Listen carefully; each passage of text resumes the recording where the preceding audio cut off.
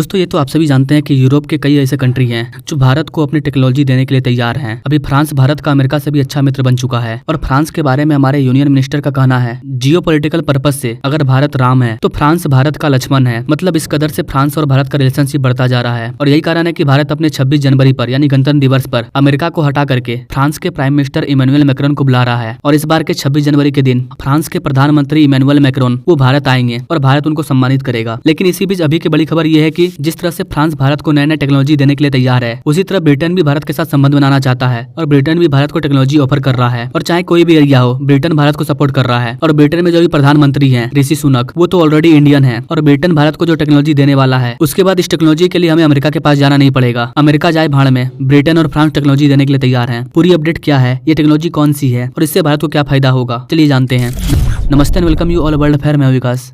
दरअसल दोस्तों भारत के डिफेंस मिनिस्टर राजनाथ सिंह ये ब्रिटेन में 2 दिवसीय दौरे पर गए हैं और इसी में ब्रिटेन ने ये टेक्नोलॉजी भारत को ऑफर किया है। दरअसल दोस्तों ब्रिटेन की कंपनी रोल्स रॉयस ने भारत को एक नए सिलेट इंजन तैयार करने का ऑफर किया है। ब्रिटेन का कहना है कि अगर भारत हमारे साथ मिलकर के इस इंजन को बनाएगा तो महज 10 साल के अंदर ये इंजन पूरी तरह से तैयार हो जाएगा। इसकी जरूरी जितनी भी टेस्टिंग है वो सब कम्प्लीट हो जाएगा। साथ ही भारत के फाइटर जेट विमान वगैरह को ऊर्जा प्रदान करने के लिए इसकी डिलीवरी भी शुरू कर दी जाएगी। और इतना ही नहीं गाइस, बल्कि ब्रिटेन भारत को 100% टेक्नोलॉजी शेयर करने का ऑफर कर रहा है। जी हाँ दोस्तों, 100% टेक्नोलॉजी शेयर करने का ऐलान कर रहा है। इसके अलावा ब्रिटेन भारत को इंटेलेक्चुअल प्रॉपर्टी भी देने के लिए तैयार है। यहाँ पर मैंने आपको 2 नए वर्ड बताया, पहला क्लीन स्लेट इंजन और दूसरा इंटेलेक्चुअल प्रॉपर्टी राइट। गाइस यहाँ पर क्लीन स्लेट इंजन का मतलब है कि जो भी इंजन बनाया जाएगा उसका डिजाइन बिल्कुल नया होगा। मतलब ऐसा इंजन जिसको किसी प्रीवियस इंजन को मॉडिफाई करके या उसको कॉपी करके नहीं बनाया जाएगा, ये बिल्कुल नया होगा। इंटेलेक्चुअल प्रॉपर्टी राइट वह लीगल डॉक्यूमेंट है जिसके तहत भारत को इस बात की छूट होगी। भारत इस इंजन को न सिर्फ आजादी के साथ यूज कर पाएगा बल्कि इसमें जो भी जरूरी बदलाव होगा वो भी कर सकता है। इसके अलावा इंटेलेक्चुअल प्रॉपर्टी का मतलब है कि हम इसे अपने फाइटर जेट वगैरह में लगा करके दूसरे देश को एक्सपोर्ट भी कर सकते हैं। और इस पूरी प्रक्रिया में हमें ब्रिटेन से किसी भी चीज के लिए परमिशन लेने की कोई जरूरत नहीं पड़ेगी। मतलब अगर इंटेलेक्चुअल प्रॉपर्टी राइट मिल जाए तो कोई भी हथियार वो पूरी तरह से इंडियन हो सकता है, जिसे लेकर के हम स्वतंत्र होंगे और किसी तीसरे कंट्री को भी शेयर कर सकते हैं। तो ये इंडियन डील भारत के लिए बहुत इंपॉर्टेंट है, बहुत ही खास है, क्योंकि इसमें इंटेलेक्चुअल प्रॉपर्टी राइट देने का वादा किया गया है। और ये प्रॉपर्टी सिर्फ ब्रिटेन नहीं बल्कि ये प्रॉपर्टी ब्रिटेन के साथ साथ फ्रांस भी भारत को देने के लिए तैयार है। ऐसे में ब्रिटेन भारत के साथ फ्रांस से एक कदम आगे निकल करके भारत के साथ डिफेंस डील को और विस्तार कर रहा है। ब्रिटेन ने कहा है कि भारत के इस 2 दिवसीय दौरे में वो हमारे डिफेंस मिनिस्टर राजनाथ सिंह को अपने टेम्पेस्ट 6 जनरेशन प्रोग्राम में हमारे डिफेंस मिनिस्टर यानी कि राजनाथ सिंह को ब्रीफिंग देंगे। यानी कि टेम्पेस्ट 6 जनरेशन से रिलेटेड जो भी मुख्य बातें होगी वो डिफेंस मिनिस्टर को बताया जाएगा, ताकि भारत भी टेम्पेस्ट 6 जनरेशन के प्रोग्राम में ज्यादा क्लियर विजन के साथ आगे बढ़ सके। कई आज से कुछ साल पहले टेम्पेस्ट प्रोग्राम भारत के लिए उतना इंपॉर्टेंट नहीं था, लेकिन अब जब चीन अपने 5th जनरेशन के प्रोग्राम का लगातार विस्तार कर रहा है और पाकिस्तान के पास भी बहुत जल्द चाइना के 5th जनरेशन का विमान आने वाला है, ऐसे में भारत के लिए भी ये प्रोग्राम जरूरी हो जाता है और हमें 6th जनरेशन फाइटर जेट पर अभी से काम करना स्टार्ट कर देना होगा। और इसके लिए टेम्पेस्ट प्रोग्राम भारत के लिए एक अच्छा प्रोग्राम बन सकता है। यहाँ पर आपको बता देगा, इसके टेम्पेस्ट प्रोग्राम को विकसित करने के लिए ब्रिटेन, इटली, जापान एक साथ आ चुके हैं। इसका मतलब है कि इस प्रोग्राम में लगने वाला जो भी डिजाइन होगा, लैंग्वेज होगा, सॉफ्टवेयर होगा, टेक्नोलॉजी होगा, वो सभी अत्याधुनिक होगा, क्योंकि जापान, इटली, ब्रिटेन ये सब टेक्नोलॉजी में काफी आगे हैं। और जब ये सारे कंट्री एक साथ मिलकर के इस प्रोग्राम को अंजाम देंगे तो ये पूरा प्रोग्राम अत्याधुनिक होगा। और अगर इस प्रोग्राम में भारत भी एंटर कर जाता है तो ये और भी ज्यादा अत्याधुनिक हो जाएगा और एयरक्राफ्ट के डिमांड की संख्या तेजी से बढ़ जाएगी, जिसकी वजह से इसको विकसित करना न सिर्फ सस्ता होगा बल्कि इसका प्रोडक्शन रेट भी बढ़ेगा। लेकिन अब यहाँ पर भारत के लिए एक सवाल आ रहा है कि जब ब्रिटेन और फ्रांस दोनों एक साथ सेम ऑफर कर रहे हैं तो भारत को किसके साथ डील करना चाहिए, फ्रांस को या ब्रिटेन के साथ? आप अपनी राय कमेंट बॉक्स में जरूर बताइएगा। जाते जाते आपको बता देगा इसकी आज 22 साल बाद रक्षा मंत्री राजनाथ सिंह ब्रिटेन गए हैं और बताया जा रहा है कि इस यात्रा से दोनों देशों के रणनीति व सुरक्षा साझेदारी को बल मिलेगा और लड़ाकू विमानों के विकास समेत अन्य सैन्य मंचों में साझेदारी के मुद्दे पर बातचीत होगी। तो हमारे रक्षा मंत्री के इस यात्रा के दौरान अगर ब्रिटेन और भारत के बीच में कोई बड़ी डील होती है तो उस पर मैं अलग से वीडियो ला दूंगा। Thank you for watching. मिलते हैं नेक्स्ट वीडियो में नई जानकारी के साथ, तब तक के लिए जय हिंद।